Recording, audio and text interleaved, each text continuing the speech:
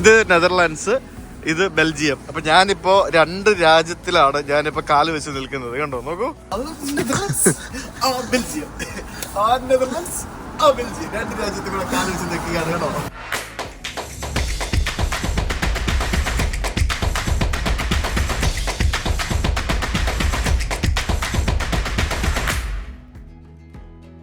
ആംസ്റ്റർഡാമിൽ വന്നിട്ട് 2 ദിവസമായിട്ട് വീഡിയോ എടുക്കാൻ മടിയായിട്ട് ഇങ്ങനെ അടിച്ചു പൊളിച്ചിരിക്കുമായിരുന്നു. ആംസ്റ്റർഡാം നിങ്ങളല്ലേ പറഞ്ഞത്, നിങ്ങൾ ഇങ്ങനെ വന്ന ദിവസം തന്നെ പറഞ്ഞു ആംസ്റ്റർഡാം എന്ന് പറയുന്നത് കാണിച്ചു കൊടുക്കേണ്ട സ്ഥലമല്ല, അനുഭവിച്ചറിയേണ്ട സ്ഥലമാണ്. പക്ഷെ കാര്യമായിട്ട് അനുഭവിക്കാൻ പറ്റുമൊന്നുമില്ല. ഞങ്ങളിങ്ങനെ അങ്ങനെ ഫുഡൊക്കെ കഴിച്ച് ഇങ്ങനെ ഇരുന്നു എന്നുള്ളതേ ഉള്ളൂ.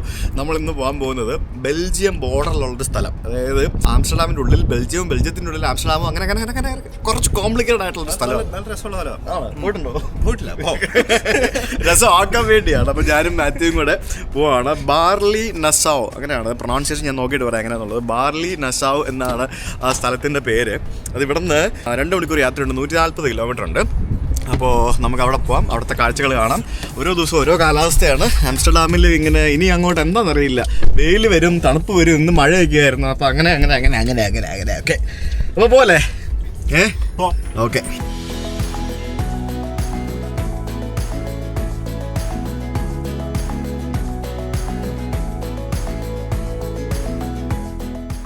ഹെലികോപ്റ്റർ ലോറി പിടിച്ചു പോകുന്നത് നിങ്ങൾ കണ്ടിട്ടുണ്ടോ സുഹൃത്തുക്കളെ? നോക്കൂ, ഇത് മിലിറ്ററി ഹെലികോപ്റ്റർ ആണെന്ന് തോന്നുന്നു കേട്ടോ.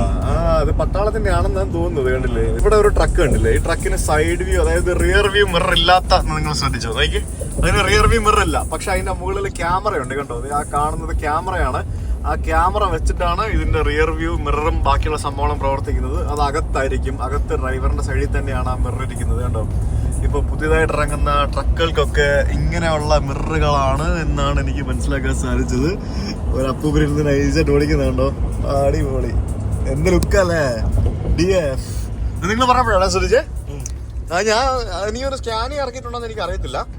ഞാൻ ഇവിടെ പോയപ്പോഴൊന്നും ഞാൻ കണ്ടില്ലായിരുന്നു. നമ്മുടെ ആലുവ പാലം എത്തിയല്ലോ.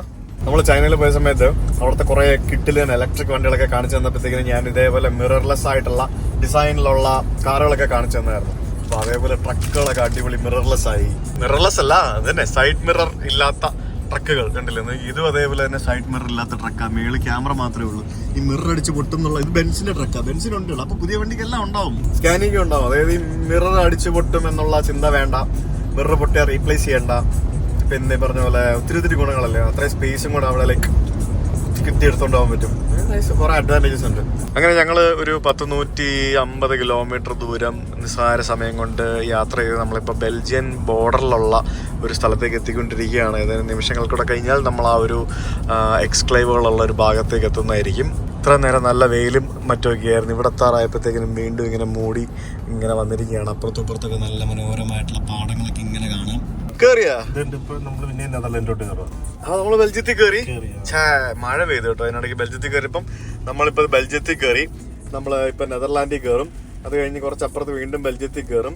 അങ്ങനെ വീണ്ടും നെതർലാൻഡിൽ കയറും. ആ വൈപ്പർ ഒന്നിടാമോ? ബെൽജിയത്തിൽ നിന്ന് വൈപ്പർ ഓണാക്കി നെതർലാൻഡിൽ എത്തുമ്പോൾ ഓണാവും. അങ്ങനെയൊക്കെ ഉണ്ട് ഇവിടെ. അങ്ങനെ പല പല സംഭവങ്ങളുണ്ട്. അപ്പൊ ഇതൊരു വെറൈറ്റി സ്ഥലമാണ് കണ്ടല്ലോ. നമ്മളിപ്പോ നെതർലാൻഡ്സിൽ നിന്ന് വീണ്ടും ബെൽജിയത്തിൽ കയറി. കണ്ടോ, നെതർലാൻഡ്സിൽ നിന്ന് ബെൽജിയത്തിൽ കയറി. ഇത് ബെൽജിയം.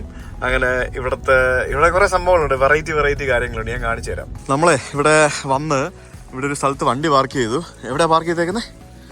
ഉറപ്പാണോ? അത് പറയാൻ പറ്റില്ല. ചിലപ്പോൾ നെതർലാൻഡ്സിലാണോ മറ്റൊരിടത്താണോ പാർക്ക് ചെയ്തിരിക്കുന്നത്, ബെൽജിയത്തിലാണോ പാർക്ക് ചെയ്തിരിക്കുന്നത് പറയാൻ പറ്റില്ല. അതാണ് ഇവിടുത്തെ പ്രശ്നം. അതായത് രമണ, നമ്മൾ സംഭവം ഇത് ഞാൻ പറയാൻ പോകുന്ന കാര്യങ്ങൾ കുറച്ച് കൺഫ്യൂസ്ഡ് ആയിരിക്കും. നിങ്ങൾക്ക് മനസ്സിലായെന്ന് വരില്ല. നിങ്ങൾ ഗൂഗിൾ മാപ്പ് എടുക്കുക, എന്നിട്ട് നിങ്ങൾ ഞാൻ പറയുന്ന കാര്യങ്ങൾ കേൾക്കുക. അപ്പോഴേ നിങ്ങൾക്ക് അത് കറക്റ്റ് മനസ്സിലാവുള്ളൂ. നമ്മളിപ്പോൾ ഉള്ളത് ബാർലെ നസാവ് എന്ന് പറയുന്ന നെതർലാൻഡ്സിനുള്ളിലെ ഒരു ചെറിയൊരു ഗ്രാമത്തിലാണുള്ളത്. ബാർലെ നസാവ്.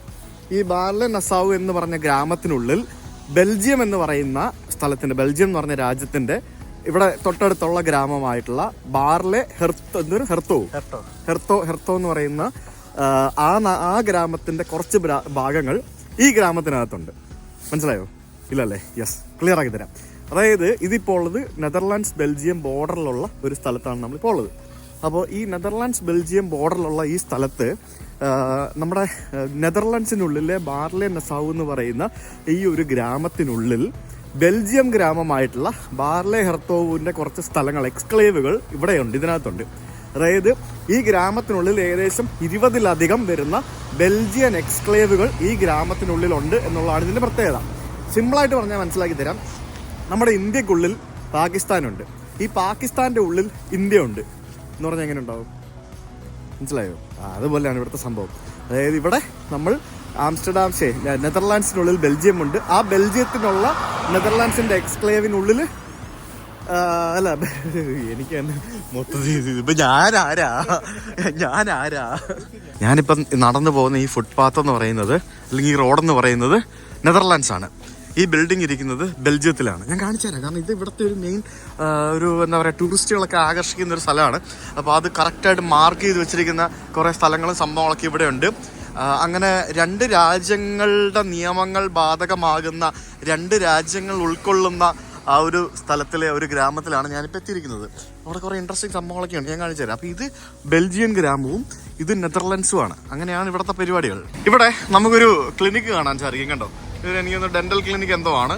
ഈ ഒരു ഡെന്റൽ ക്ലിനിക്കിന്റെ മെയിൻ ഡോറിന്റെ മുമ്പിൽ ഇവിടെ കണ്ടോ, ഇത് നെതർലാൻഡ്സ്, ഇത് ബെൽജിയം. അപ്പൊ ഞാനിപ്പോ 2 രാജ്യത്തിലാണ് ഞാനിപ്പോ കാല് വെച്ച് നിൽക്കുന്നത്. കണ്ടോ, നോക്കൂ, നെതർലാൻഡ്സിലും ബെൽജിയത്തിലുമായിട്ട് ഞാൻ കാല് വെച്ച് നിൽക്കുകയാണ്. അപ്പോൾ ഇത് ബെൽജിയം, ഇത് നെതർലാൻഡ്സ്.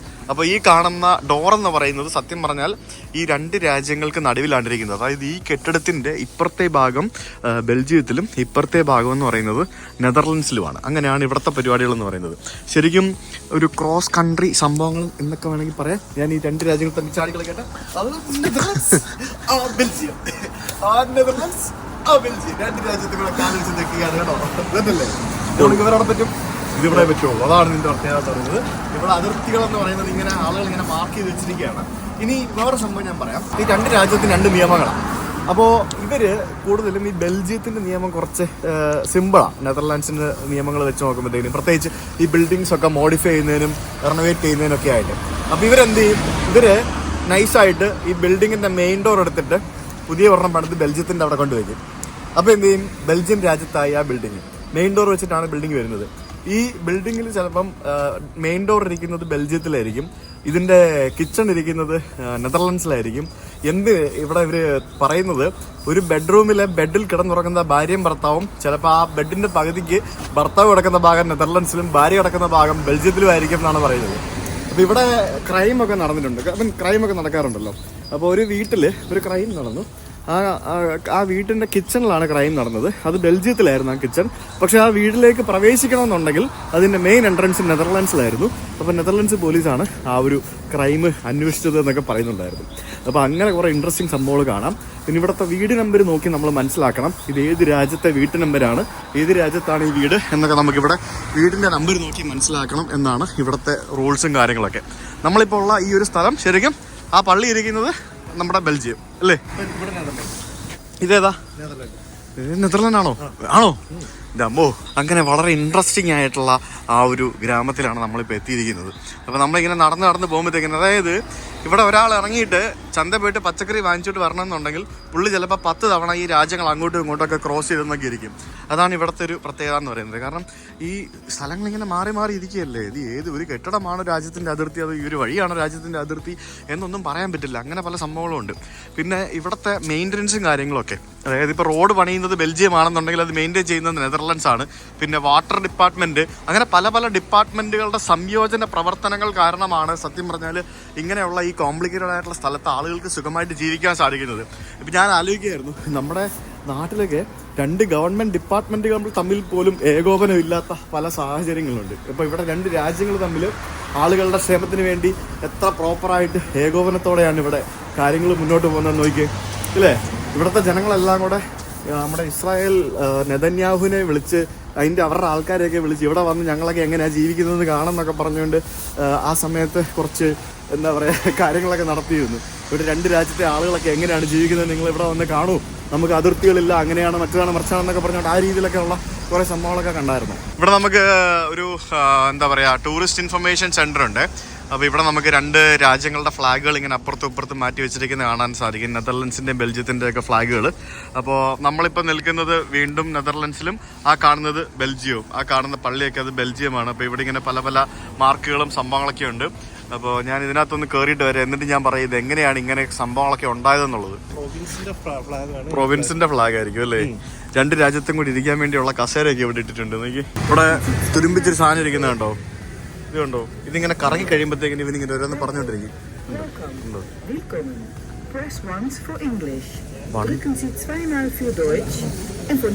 എവിടെ പ്രസ് ചെയ്യണ്ടേ?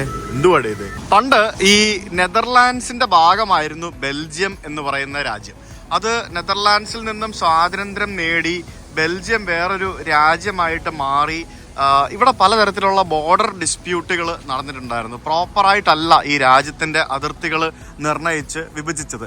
ഇപ്പോൾ നമ്മൾ ബ്രിട്ടീഷുകാർ വന്ന് ഇന്ത്യ മഹാരാജ്യം കീറി മുറിച്ച് ഇന്ത്യയും പാകിസ്ഥാനും ഒക്കെ ആക്കിയ സമയത്തും മാപ്പിൽ നോക്കിയിട്ട് ഇങ്ങനെ ഒരു എന്താ പറയുക, ഒരു ഇമാജിനറി ലൈൻസ് ഒക്കെ വരച്ചിട്ടല്ലേ പല കാര്യങ്ങളും ചെയ്തിരിക്കുന്നത്. അപ്പോൾ അതുകൊണ്ടാണല്ലോ നമ്മുടെ ഇന്ത്യയും പാകിസ്ഥാനും നമ്മൾ ഇപ്പോഴും ബോർഡർ ഡിസ്പ്യൂട്ടും പരിപാടികളൊക്കെ നടക്കുന്നത്. അപ്പോൾ അതേപോലെ തന്നെ ഇവിടെ കുറച്ച് ബോർഡർ ഡിസ്പ്യൂട്ടും പരിപാടികളൊക്കെ ആ സമയത്ത് നടന്നിരുന്നു. പക്ഷെ അത്രയ്ക്ക് തീവ്രമായിട്ടുള്ള പ്രശ്നങ്ങൾ ഉണ്ടായിരുന്നില്ല. അപ്പോൾ ഈ ഭാഗത്ത്, പ്രത്യേകിച്ച് ഈ ഭാഗത്ത് ഈ ഗ്രാമങ്ങളിലെയും ഞാൻ നേരത്തെ പറഞ്ഞ ആ ഒരു എന്താ പറയുക, ഇവിടുത്തെ രണ്ട് ഗ്രാമങ്ങളുടെയും പ്രഭുക്കന്മാർ തമ്മിൽ ഉള്ള ഉടമ്പടി പ്രമാണം ഉണ്ടോ? ഇതാണ് നടന്ന് പോകുമ്പോൾ നമ്മളിത് നെതർലൻഡ്സ് ബെൽജിയം എന്നും പറഞ്ഞുകൊണ്ട് പോവാണ്. കണ്ടില്ലേ? ഇതാണ് ബോർഡർ. നെതർലൻഡ്സ് ബെൽജിയം എന്നും പറഞ്ഞുകൊണ്ട് പോവാണ്.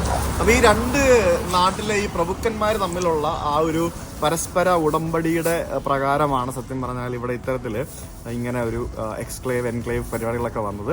അപ്പോൾ നെതർലാൻഡ്സിനുള്ളിൽ ബെൽജിയവും ആ ബെൽജിയത്തിനുള്ളിൽ നെതർലൻഡ്സും ഉള്ള സ്ഥലം.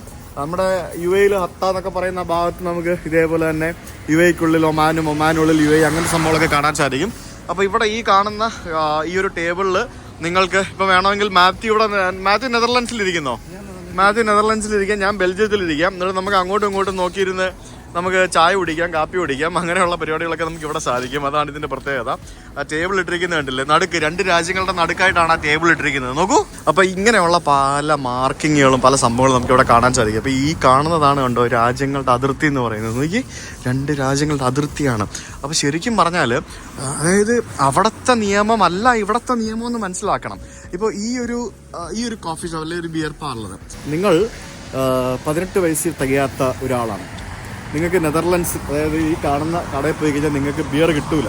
അവിടെ 18 വയസ്സ് തികയാത്തതുകൊണ്ട് അവിടെ ബിയർ കിട്ടൂല. നെതർലൻഡ്സിലെ നിയമം അതാണ്. നേരെ മറിച്ച് തൊട്ടിപ്പുറത്തെ കടയിൽ നിങ്ങൾക്ക് വേണമെന്നുണ്ടെങ്കിൽ ബിയർ കിട്ടും. കാരണം അവിടെ ബെൽജിയത്തിൽ 16 വയസ്സ് മതി. മനസ്സിലായോ? 16 വയസ്സുകാർക്ക് അവിടെ ബിയർ കുടിക്കാൻ പറ്റും. അതാണ് ഇവിടുത്തെ പ്രത്യേകത. ഒരു സ്ഥലത്ത് ഈ പറഞ്ഞ പോലെ വേണമെങ്കിൽ ഒരു കടയിൽ തന്നെ 2 കൗണ്ടർ ഉണ്ടാവും. Belgium കൗണ്ടറും Netherlands കൗണ്ടറും. 2 കൗണ്ടറിൽ 2 നിയമമായിരിക്കും. അതാണ് സംഭവങ്ങൾ. പിന്നെ ഈ പറഞ്ഞ പോലെ ഒരു രാജ്യത്തുനിന്ന് ടാക്സ് കൊടുത്ത് വാങ്ങിച്ച സാധനം മറ്റു രാജ്യത്ത് ടാക്സ് ഇല്ലാതെ അങ്ങനെയുള്ള കുറേ പരിപാടികൾ നമുക്ക് ഇവിടെ ഉണ്ട്. അപ്പോൾ നമ്മളിപ്പോൾ എവിടെ നിന്ന്, അതായത് നെതർലൻഡ്സിൽ നിന്ന് നമ്മൾ ബെൽജിയത്തിലേക്ക് നടന്നു കയറി. ഇനിയിപ്പോൾ നമ്മളിപ്പോൾ ഉള്ളത് ശരിക്കും നമ്മുടെ നെതർലൻഡ്സ് രാജ്യത്തിനകത്തുള്ള ബെൽജിയത്തിലാണ്. ഇനി ഈ നെതർലൻഡ്സിൽ ആ രാജ്യത്തിനകത്തുള്ള ഈ ബെൽജിയത്തിനകത്ത് നെതർലൻഡ്സ് ഉണ്ടാവും. അതാണ് നമ്മൾ ഇനി കാണാൻ പോകുന്നത്. അപ്പോൾ ഇത് നെതർലൻഡ്സിനകത്തെ ബെൽജിയത്തിലുള്ള മനോഹരമായിട്ടുള്ള ഒരു പള്ളിയാണ് നമുക്കിവിടെ കാണാൻ സാധിക്കുന്നത്. ഇഷ്ടി കൊണ്ടുണ്ടാക്കിയ പള്ളി. അപ്പോൾ അവിടെ നമുക്ക് ബെൽജിയത്തിന്റെ ഫ്ലാഗും ഇത് ബെൽജിയത്തിന്റെ ഫ്ലാഗും യൂറോപ്യൻ യൂണിയന്റെ ഫ്ലാഗും കാണാൻ സാധിക്കും. അതാണ്. അപ്പം നെതർലാൻഡ്സിനുള്ളിലെ ബെൽജിയത്തിൽ നമുക്ക് ബെൽജിയത്തിന്റെ ഫ്ലാഗും യൂറോപ്യൻ യൂണിയന്റെ ഫ്ലാഗും കാണാൻ സാധിക്കും. അതാണ് ഈ സ്ഥലം. ഇവിടെ നമുക്ക് പൈറോ ഷോപ്പ് എന്നും പറഞ്ഞിട്ടൊരു കട ഉണ്ടോ? Pyro shop. പൈറോ വയ്ക്കുന്ന കടയല്ല, അത് പടക്കക്കടയാണ് ആ കാണുന്നത്. അപ്പോൾ ഇത് ബെൽജിയത്തിനുള്ളിലാണ് ഈ പടക്കക്കട. അപ്പോൾ ഈ ബെൽജിയത്തിനുള്ളിൽ ഇവിടെ പടക്കക്കട വരാൻ കാരണം എന്താണെന്ന് പറഞ്ഞു കഴിഞ്ഞാൽ നെതർലൻഡ്സിന്റെ നിയമപ്രകാരം നമുക്ക് ന്യൂ ഇയർ പോലെയുള്ള അതിവിശേഷ സമയങ്ങളിൽ മാത്രമേ നമുക്ക് പടക്കം കൈവശം വെക്കാനും സെയിൽ ചെയ്യാനും പറ്റുള്ളൂ. അതാണ് നെതർലൻഡ്സിന്റെ നിയമം. പക്ഷേ ഇവിടെ നമുക്ക് ബെൽജിയത്തിന്റെ നിയമപ്രകാരം നമുക്ക് 18 വയസ്സുള്ള ഏതൊരാൾക്കും എന്ന് വേണമെങ്കിലും പോയിട്ട് പടക്കം വാങ്ങിക്കാൻ പറ്റും. അത് എന്ത് വേണം ചെയ്യാൻ പറ്റും. അതാണ് ഇവിടുത്തെ നിയമം. അപ്പോൾ അതാണ് നമുക്ക് ഇവിടെ പടക്കക്കട കാണുന്നത്. അതായത് നമ്മൾ സത്യം പറഞ്ഞാൽ എന്താ പറയാ, മാഹിയിൽ കള്ളിന് വില കുറവാന്ന് പറഞ്ഞുകൊണ്ട് മാഹി പോയി വാങ്ങത്തില്ലേ? അതുപോലെ തന്നെ പരിപാടി. രണ്ട് സ്ഥലത്ത് 2 നിയമം. ശരിക്കും ഈ മാഹി എന്ന് പറയുന്നത് പോണ്ടിച്ചേരിയുടെ ഒരു എക്സ്ക്ലേവ് ആണ് നമ്മുടെ കേരളത്തിനകത്തുള്ളത്. മനസ്സിലായി? ഇപ്പൊ കറക്റ്റായി. മനസ്സിലായില്ലേ? ഇതാണ് ഇപ്പൊ കറക്റ്റായി എനിക്ക് പറഞ്ഞു തരാൻ എക്സാമ്പിൾ. പോണ്ടിച്ചേരിയുടെ ഒരു എക്സ്ക്ലേവ് ആണ് മാഹി. ആ മാഹിയാണ് നമ്മുടെ കേരളത്തിനുള്ളിലുള്ളത്. മനസ്സിലായോ? ഈ മാഹിക്കകത്ത് കേരളത്തിന്റെ ഒരു സ്ഥലം ഉണ്ടായിരുന്നെങ്കിൽ നമുക്ക് അത് വേറെ രീതി പറയായിരുന്നു. അത് കേരളത്തിന്റെ എക്സ്ക്ലേവ് എന്ന് പറയായിരുന്നു. പക്ഷെ അത് അതാണ് ഈ എക്സ്ക്ലേവ് ഇൻക്ലേവ് തമ്മിലുള്ള വ്യത്യാസം. നമ്മൾ സാൻ മറീനോ, വത്തിക്കാൻ സിറ്റി എന്നൊക്കെ പറയുന്നത് ഇറ്റലിക്ക് ഉള്ളിലുള്ള മറ്റ് രാജ്യങ്ങളാണ്. അതിനെ എൻക്ലേവ്സ് എന്നാണ് പറയുന്നത്. അതായത് എൻക്ലേവുകൾ എന്ന് പറയും. അതായത് ഒരു രാജ്യത്തിനുള്ളിൽ മറ്റൊരു രാജ്യം ഉണ്ടെങ്കിൽ അതിനെ എൻക്ലേവുകൾ എന്ന് പറയും. ഇപ്പോൾ നമ്മൾ കഴിഞ്ഞ ദിവസം ഞാൻ ലാറ്റ്വിയ, ലിത്വാനിയ, അതേപോലെ തന്നെ ആ ബാൾട്ടിക് രാജ്യങ്ങളിലൂടെ കടന്നു വന്ന സമയത്ത് ഞാൻ പറഞ്ഞിരുന്നു റഷ്യയുടെ ഒരു കഷ്ണം ഇപ്പുറത്ത് മാറി ഇരിപ്പുണ്ടെന്നുള്ളത്. അതായത് കാലിംഗ്രാഡ് എന്ന് പറഞ്ഞ സ്ഥലം. അപ്പോൾ ഈ കാലിംഗ്രാഡ് എന്ന് പറയുന്ന സ്ഥലം റഷ്യയുടെ ഒരു എക്സ്ക്ലേവ് ആണ്. അത് ഇപ്പുറത്ത് മാറിയാണ്ടിരിക്കുന്നത്. ഈ ബ്രിട്ടീഷ് ഓവർസീസ് ടെറിട്ടറീസ് ആയിട്ടുള്ള ജിബ്രാൾട്ടർ പോലെയുള്ള സംഭവങ്ങളൊക്കെ UK എക്സ്ക്ലേവുകളാണെന്ന് വേണമെങ്കിൽ പറയാം. ഓവർസീസ് ടെറിട്ടറീസ് എന്നൊക്കെ പറയുന്നത് ബേസിക്കലി അവരുടെ എക്സ്ക്ലേവ്സ് ആണ്. അപ്പോൾ അതാണ് ശരിക്കും ഈ എക്സ്ക്ലേവും ഇൻക്ലേവും തമ്മിലുള്ള വ്യത്യാസം. എനിക്ക് തന്നെ കൺഫ്യൂഷനാണ്. അപ്പോൾ ഇത് കേൾക്കുന്നത് നിങ്ങൾക്ക് എന്തായിരിക്കും? അത് ഞാൻ ആലോചിക്കുന്നത്. നിങ്ങൾക്ക് വല്ലതും മനസ്സിലാവുന്നുണ്ടോ? ഇടയ്ക്കിടയ്ക്ക് ബെൽജിയം, നെതർലൻഡ്സ് ബോർഡ് കാണാം അവിടെ എവിടെയൊക്കെ പോകുമ്പോഴത്തേക്കിന്. അതാണ് സംഭവം. ബെൽജിയത്തിൽ നിന്നുള്ള അമ്മ കുഞ്ഞിനെയും കൊണ്ട് വരുന്നു, നെതർലൻഡ്സിൽ പോകുന്നു. ഇവിടെ ടാക്സിൻ്റെ വിഷയങ്ങളും കൊണ്ടും പല രാജ്യങ്ങളും അങ്ങോട്ടും ഇങ്ങോട്ടും കുറവൊക്കെ ആയിരിക്കുമെന്ന് ഞാൻ തോന്നുന്നു കേട്ടോ, മിക്കവാറും. കാരണം ഇവിടെ നമുക്ക് കുറേ കടകളൊക്കെ കാണാൻ സാധിക്കും. പല ഡിഫറെൻറ്റ് ടൈപ്പ് സംഭവങ്ങളൊക്കെ ഇവിടെ കാണാം. അപ്പോൾ ഇവിടെ എവിടെയോ ഒരു നെതർലൻഡ്സിൻ്റെ ഭാഗം ഇതിൻ്റെ ഉള്ളിലുണ്ട്, അത് കാണാൻ വേണ്ടിയാണ് പോകുന്നത്. ഇവിടെയുള്ള ഭൂരിഭാഗം ആളുകൾക്കും 2 പാസ്പോർട്ട് ഉണ്ടാവും. ബേസിക്കലി അങ്ങനെയാണ്. നെതർലൻഡ്സിൻ്റെ പാസ്പോർട്ടും ബെൽജിയത്തിൻ്റെ പാസ്പോർട്ടും ഇവിടെയുള്ള ഭൂരിഭാഗം ആളുകൾക്കുണ്ടാവും. അപ്പോൾ ഇവർ പലരും അങ്ങോട്ടും ഇങ്ങോട്ടും ആ ഒരു രീതിയിലുള്ള ഒരു റിലേഷനും ബാക്കി സംഭവങ്ങളാണ്. 2 ഭാഷകൾ സംസാരിക്കുന്ന ആളുകളുണ്ടാവാം, 2 കൾച്ചർ ഉണ്ടാവാം, അങ്ങനെ പല പല കാര്യങ്ങൾ ഇവിടെ ഉണ്ടാവാം. So that is the main importance of this place. നമ്മളിപ്പോൾ ഉള്ളത് ബാർലെ ഹെർത്തോഗിലാണേ. ഈ ബാർലെ ഹെർത്തോഗിലെ ഒരു സെമിത്തേരിയാണ് ഈ കാണുന്നത്. കണ്ടോ, ഈ സെമിത്തേരി പോലും ഇതിൻ്റെ പകുതി അപ്പുറത്താണ്. മനസ്സിലായി? ഈ സെമിത്തേരിയുടെ പകുതി പോലും അപ്പുറത്തെ ബാർലെ മറ്റേ രാജ്യത്താണ്, പക്ഷേ മറ്റേ സ്ഥലത്താണ്. ഞാൻ നെതർലൻഡുകാരനെ, എന്നെ നെതർലാൻഡിൽ അടയ്ക്കാൻ മതി. അങ്ങനെ എന്നെ ബെൽജിയത്തിൽ കൊണ്ട് അടയ്ക്കണ്ട. ഞാൻ ബെൽജിയംകാരനെ, എന്നെ അവിടെ അടക്കിയാൽ മതി, എന്നെ വേറെ കൊണ്ട് അടക്കണ്ട എന്ന് പറയുന്ന ആ ഒരു കൺസെപ്റ്റാണ്. ഒറ്റ ശ്മശാനേ ഉള്ളൂ, പക്ഷെ അപ്പുറത്തും ഇപ്പുറത്തും രണ്ടും. നമ്മുടെ ബെൽജിയത്തിനുള്ളിൽ ഈ കാണുന്ന വീട് കണ്ടോ, ഈ കാണുന്ന 3 കെട്ടിടങ്ങൾ, ഈ കാണുന്ന 3 കെട്ടിടങ്ങൾ നെതർലാൻഡ്സിൻ്റെയാണ്. കണ്ടോ, അതാണ് സംഭവം. അതായത് ആ സ്ഥലം ബെൽജിയത്തിന് കൊടുത്തിട്ടില്ല. അതായത് ഇവിടെ പ്രത്യേകിച്ച് മാർക്കിംഗ് ഒന്നും ചെയ്തിട്ടില്ല, പക്ഷെ ഞാൻ മാപ്പിൽ നോക്കി കണ്ടുപിടിച്ചാണ്. ഇപ്പുറത്തെ വീടിന്റെ നമ്പർ കണ്ടോ, 52 വിത്ത് ബെൽജിയം ഫ്ലാഗ് കണ്ടോ. അതായത് ബെൽജിയത്തിലെ 52ാം വീടാണ് ഈ കാണുന്നത്. ഇനി ഞാൻ അപ്പുറത്തേക്ക് പോയി കഴിയുമ്പോഴത്തേക്കിനും ഇവിടെ എഴുതി വെച്ചിട്ടുണ്ട്, കണ്ടില്ലേ, ബെൽജിയം, നെതർലാൻഡ്സ് കണ്ടോ. അതായത് ഈ 2 വീടുകളുടെ മിഡിലാണ് ഇതിന്റെ സംഭവം എന്ന് പറയുന്നത്, കണ്ടില്ലേ. അതായത് ഇവിടുത്തെ വീട്, ഈ കാണുന്ന വീടെന്ന് പറയുന്നത് ബെൽജിയത്തിലും ഈ കാണുന്ന വീട് നെതർലാൻഡ്സും. നെതർലാൻഡ്സിന്റെ ഫ്ലാഗിന്റെ കളറിലാണ് ഇവിടുത്തെ ബാക്കിയുള്ള കാര്യങ്ങൾ കൊടുത്തിരിക്കുന്നത്. അതാണ് സംഭവം. ബെൽജിയം, നെതർലാൻഡ്സ് എന്നൊക്കെ പറഞ്ഞ് കൊടുത്തിരിക്കുന്നത് കണ്ടില്ലേ. അതാണ് ഇവിടുത്തെ പരിപാടി. ഇൻട്രസ്റ്റിംഗ് സംഭവമല്ലേ ഇത്. ഇവിടെ നെതർലാൻഡ്സിന്റെ ഫ്ലാഗ് ഉണ്ട്. അതായത് ഒരൊറ്റ വീട് 2 രാജ്യത്തായിട്ട് നിൽക്കുന്ന സ്ഥലങ്ങളൊക്കെയാണ് നമുക്ക് ഇവിടെ വന്നു കഴിഞ്ഞാൽ കാണാൻ സാധിക്കുന്നത്. ഇവിടെ വന്നിട്ട് ശരിക്കും നമുക്ക് ഈ പറഞ്ഞ പോലെ അങ്ങോട്ടും ഇങ്ങോട്ടൊക്കെ നടന്നാൽ മതി. ഇതുപോലുള്ള പല സംഭവങ്ങളും കാണാൻ പറ്റും. പിന്നെ ഗൂഗിൾ മാപ്പ് എടുത്ത് കൈ പിടിച്ച് കഴിഞ്ഞാൽ കറക്റ്റായിട്ട് ഒന്നും കൂടെ മനസ്സിലാവും. അങ്ങനെ നമ്മൾ കറങ്ങി തിരിഞ്ഞ് വേറെ സ്ഥലത്ത് എത്തിപ്പിന്നുണ്ട്. ഇവിടെ നമുക്ക് ബോർഡ് കാണാം, ബെൽജിയം, നെതർലൻഡ്സ് ഫുൾ കുരിശ് വരച്ച് വെച്ചിട്ടുണ്ട്. ഇവിടെ ഒരു സംഭവം, ഒരു ചരിത്രം എഴുതി വെച്ചിട്ടുണ്ട്. അതായത് 1995 ഒക്ടോബർ 31 നെതർലാൻഡ്സിലെ ബാർലി എന്ന് പറഞ്ഞ സ്ഥലത്ത് ട്രീറ്റി ഓഫ് മാസ്ട്രിച്ച് എന്ന് പറഞ്ഞിട്ട് ഒരു ട്രീറ്റി ഉണ്ടാക്കി. ആ ഒരു ട്രീറ്റി പ്രകാരം ഇവിടുത്തെ ഈ ഒരു ഡിസ്പ്യൂട്ടും പിന്നെ അതേപോലെ തന്നെ ഇവിടുത്തെ ഓണർഷിപ്പ് അങ്ങനെയുള്ള പല കാര്യങ്ങളിൽ വ്യക്തത വരുത്തുന്ന രീതിയിലുള്ള ഒരു നിയമമാണ് അവരുണ്ടാക്കിയത്. അതാണ് നമുക്കിവിടെ കാണാൻ സാധിക്കുന്നത്. അപ്പോൾ നെതർലൻഡ്സ്, ബെൽജിയം. അപ്പോൾ നെതർലൻഡ്സിലെ കാപ്പി കടയാണ് ഈ കാണുന്നത്. അപ്പോൾ നമുക്ക് ബെൽജിയത്തിൽ വണ്ടി പാർക്ക് ചെയ്തിട്ട് നേരെ നടന്ന് നെതർലൻഡ്സിലെ കോഫി ഷോപ്പിൽ പോയി ലഞ്ച് കഴിക്കാനായിട്ട് കയറാം. അതായത് നെതർലൻഡ്സിൽ നിന്നുകൊണ്ട് വേണമെങ്കിൽ ബെൽജിയത്തിലെ ബസ്സിൽ നമുക്ക് ബസ് സ്റ്റോപ്പിൽ കയറാം. അങ്ങനെയുള്ള പല പല സംഭവങ്ങൾ നമുക്ക് ഇവിടെ കാണാൻ സാധിക്കും. അതാണ് ഇവിടുത്തെ ഇൻട്രസ്റ്റിംഗ് സ്റ്റഫ് എന്ന് പറയുന്നത്. നോക്കൂ, ഇവിടെ എന്തൊരു മണി അടിക്കുന്നല്ലോ. അതിനത് മറ്റേ സമയത്തിന്റെ മണിയാണ്. ഈ പരിപാടികളൊക്കെ ഇപ്പോഴും ഉണ്ടല്ലേ. അടിപൊളി. ഞാനിവിടെ ആ സുവനീർ ഷോപ്പിൽ പോയിട്ട് ഒരു സുവനീർ വാങ്ങിക്കട്ടെ. ഇവിടെ മറ്റേ 2 രാജ്യങ്ങളുടെ സുവനീർ കിട്ടും. So we are currently in Netherlands. You are Netherlands. Yes. You're Netherlands. Okay. But when you go outside, you go left. You see grey. The grey is Belgium and the white is the Netherlands. So you see many times the Kastanje Street. Yes. You see this where you go outside on your left. When you follow this point, you follow also the red line. It's the mark for the route. Okay. You see here Belgium, borderline and 30 enclaves. Okay. And here's our famous house, the house with a border right through the front door. Just like on picture number 2, Belgium number 19 Dutch. Yeah, okay. Okay, that's cool. So it's nice to take a picture here. Mm-hmm. And there are many places to go. Okay, so when we go out, we just have to follow this line. That, Okay. Yes. And the red line on top. Okay, thank you so much. Yes. Can I take this map? Yes, of course. Yeah, thank you. We are currently here. Yeah, there you are. Okay. We have also facts about the enclave situation. You can read about history. Oh, There, thank you so museum, much. you can- Bye bye. നമ്മൾ പുറത്തിറങ്ങിയിട്ട് ഈ കാണുന്ന mark നോക്കി നടന്നാൽ മതി. നമ്മൾ correct അവിടെ ഇവിടെയും പോയി എത്തും എന്നാണ് അവർ പറഞ്ഞിരിക്കുന്നത്. അപ്പോൾ നമ്മളിങ്ങനെ നടക്കാമെന്ന് വിചാരിച്ചപ്പോഴത്തേക്കിനും മഴ പെയ്യുന്നു. അപ്പോൾ മഴ പെയ്യുമ്പം ആ ഒരു സമയം നമുക്ക് യൂട്ടിലൈസ് ചെയ്യാനായിട്ട് ഒരു ബാർബർ ഷോപ്പ് ഉണ്ട്, എനിക്ക് മുടി ഷേപ്പ് ചെയ്യണം എന്നാൽ അവിടെ കയറി മുടി ഷേപ്പ് ചെയ്ത് വെച്ചാൽ അപ്പോൾ നമുക്ക് ബെൽജിയത്തിൻ്റെയും അതേപോലെ തന്നെ നെതർലൻഡ്സിൻ്റെയും മധ്യഭാഗത്തുള്ള ബാർബർ ഷോപ്പിൽ കയറി നമുക്ക് മുടി വെട്ടാം. അടിപൊളിയാണല്ലോ, തിരക്കാണോ? ആരുമില്ലല്ലോ. Hello, hi. Hair cut. ചേട്ടനോട് മുടി വെട്ടാൻ പറഞ്ഞു. ചേട്ടൻ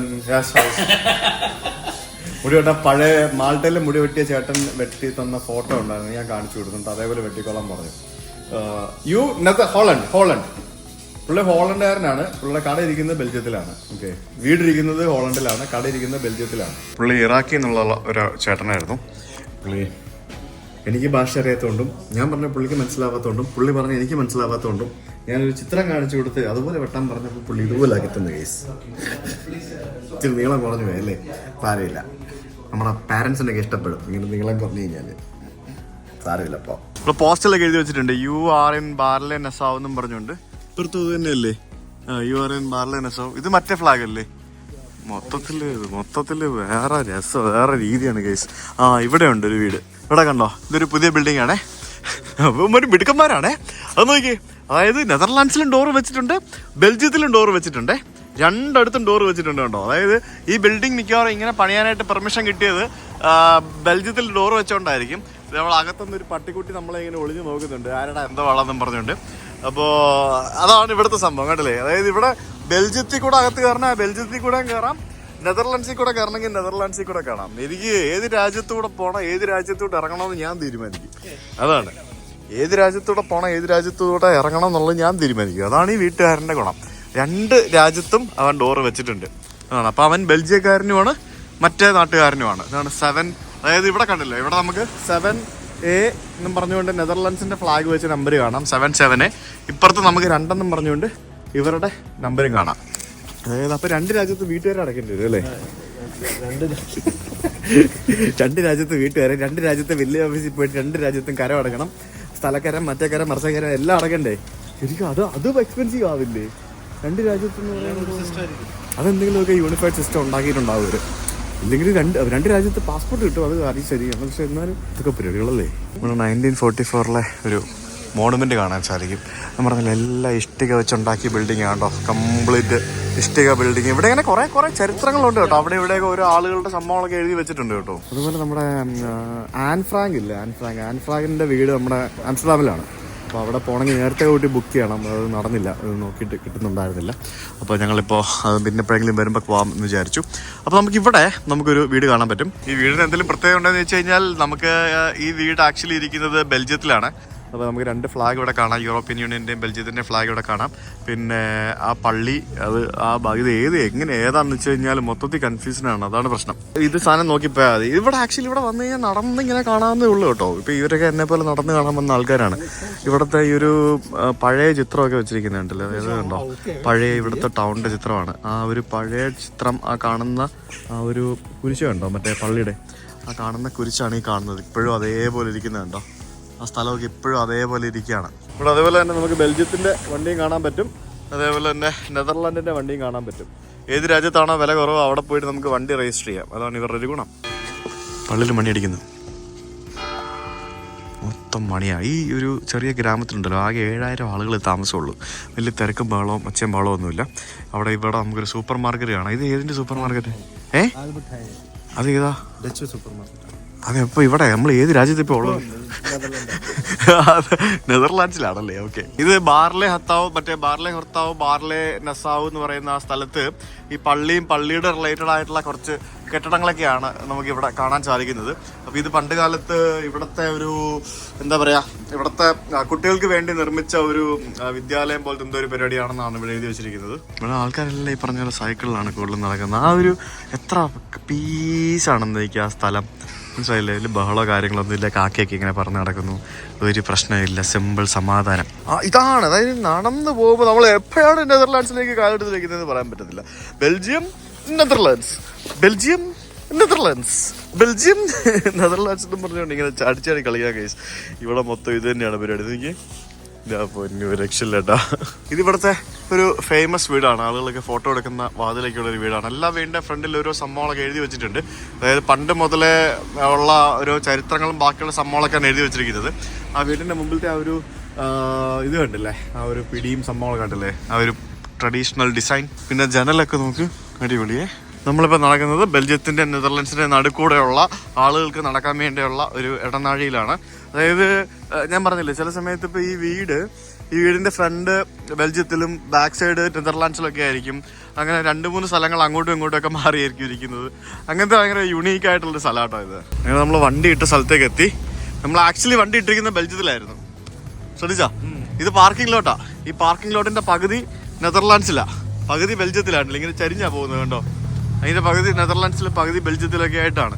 ഇങ്ങനെ നെതർലാൻഡ്സും ബെൽജിയവും എല്ലാം കൂടെ ചേർന്നുള്ള ആ ഒരു സ്ഥലം ഇതല്ലേ.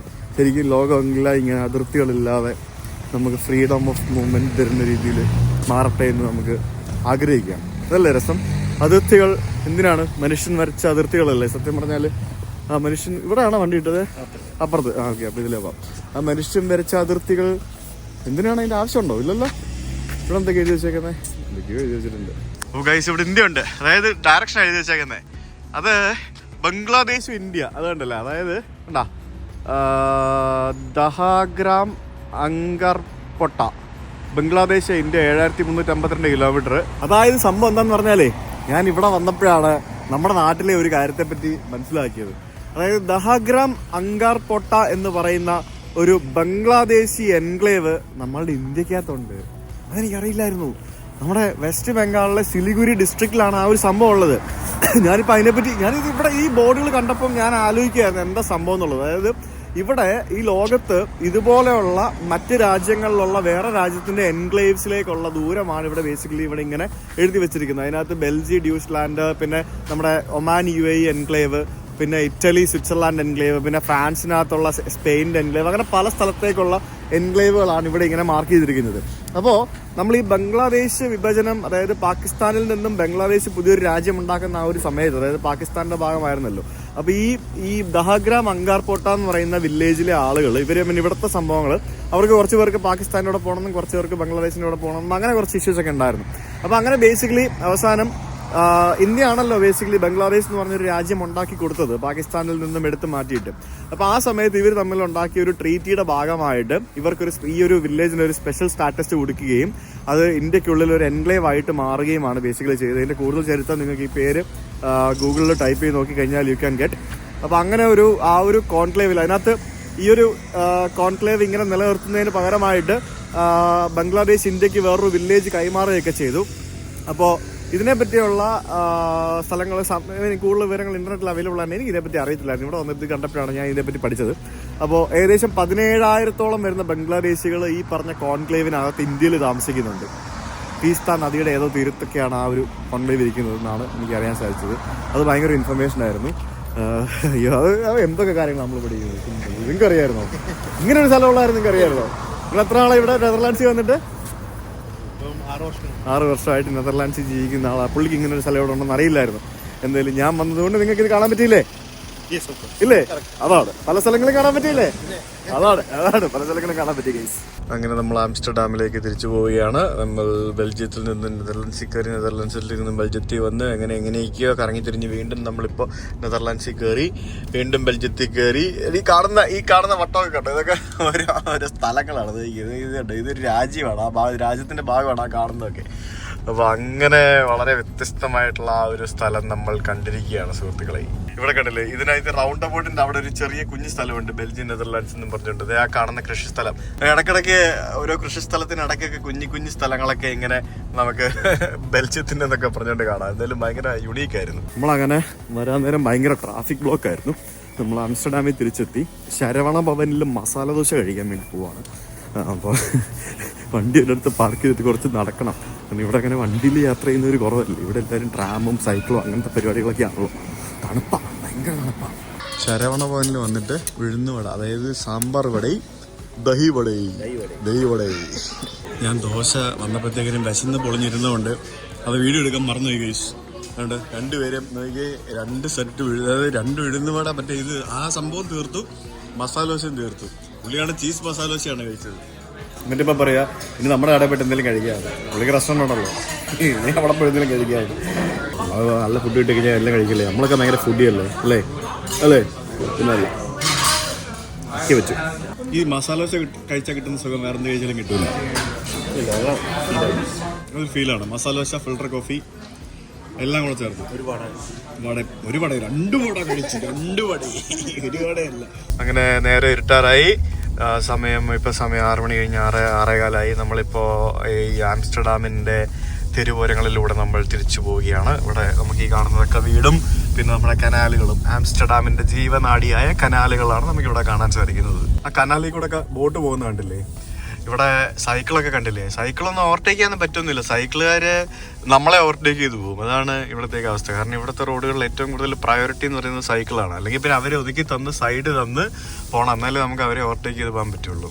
രണ്ടുപേരത്തെ ഓവർടേക്ക് എന്തെന്ന് ഡിഫൻഡറിനെ ഓവർടേക്ക് ചെയ്ത് പോകുന്ന സൈക്കിളൊക്കെ നമുക്ക് വേറെ എവിടെ കാണാൻ പറ്റും ഗൈസ്. അതാണ് നമുക്ക് കേട്ടോ. ഒന്നും ഏത് വണ്ടിയെന്ന് പറഞ്ഞിട്ട് കാര്യമില്ല.